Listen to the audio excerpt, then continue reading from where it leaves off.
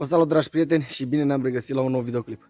M-ați întrebat de fiecare dată dacă există soluții naturale prin care putem combate coropiejnița, acel dăunător pe care îl avem în grădinile noastre și care face un dezastru total, dacă pot să spun așa.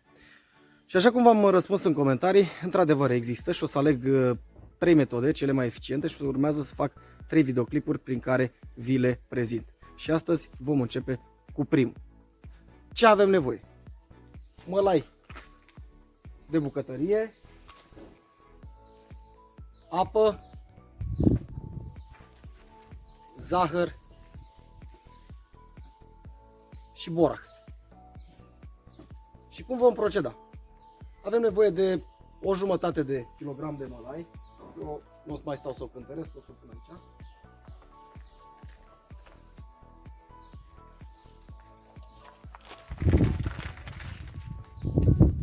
Exact cum se vede.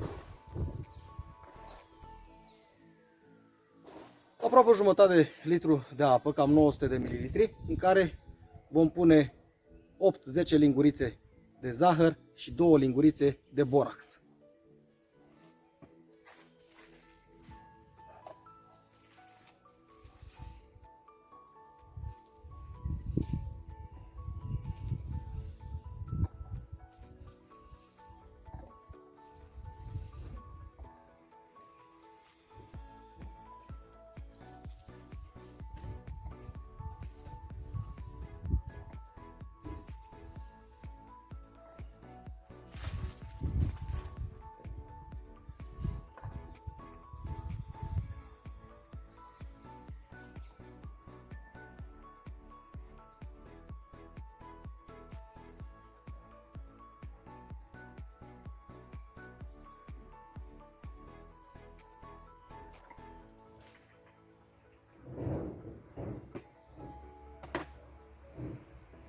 Am pus 9 lingurițe de zahăr și 2 lingurițe de borax.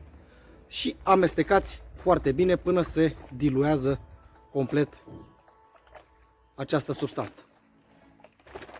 Așa cum observați aici, această substanță s-a diluat și o vom turna peste acel mălai și îl vom amesteca cu această substanță compusă din zahăr și borax.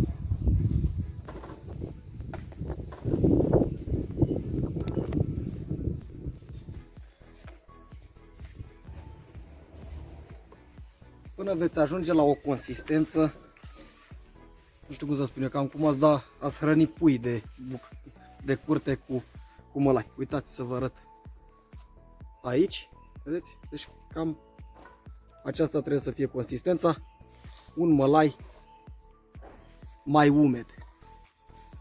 Și ce faceți cu acesta? Imediat o să vă arăt.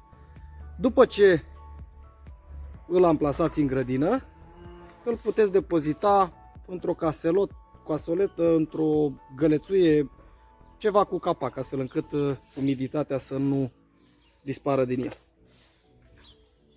Exact cum se vede aici. Și haideți să vedem cum îl aplicăm și după aceea cum anume funcționează această substanță de reușește să combată acei dăunători, și anume coropiejnițile noastre din grădină. Și această soluție o împărțiți cu o linguriță prin grădina dumneavoastră, prin toate locurile. De exemplu la tulpina tomatelor,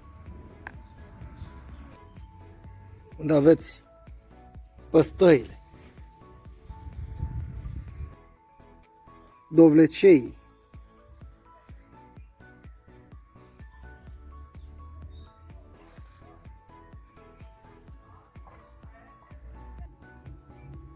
chiar și pe brazda dumneavoastră de ceapă și usturoi.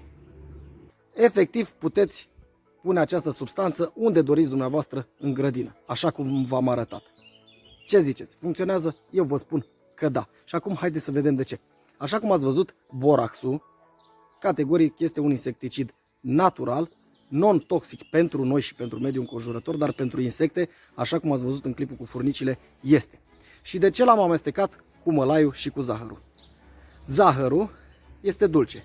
Coropiejnița va veni să consume acel mălai pe care este depus zahărul și boraxul și astfel sistemul digestiv nu va putea să proceseze mălaiul. Acesta îi va bloca intestinele și respectiv insecta va muri. Deci zahărul are rol de atractant și mălaiul de blocarea intestinelor, iar boraxul îl avem pentru siguranță, ca să știm sigur că am nimicit această insectă. Vor mai urma 2 videoclipuri în care vă voi arăta celelalte 2 metode prin care puteți combate aceste insecte și încă o metodă pe care vă voi arăta-o la toamnă, care se aplică în perioada de repaus vegetativ pentru combaterea acestor dăunători. Este foarte simplu, eu zic să încercați aceste soluții. Sunt niște soluții bio, naturale. Țin să vă menționez faptul că aceste metode nu dau un randament imediat, adică azi am adăugat substanța și mâine am scăpat de coropieșnițe. În timp și cu răbdare, cu siguranță vom avea efectele pe care ni le dorim. Sper că v-a plăcut acest material, nu uitați să vă abonați la acest canal și acestea fiind spuse, vă doresc o zi minunată și multă sănătate. Să ne revedem cu bine la următorul videoclip.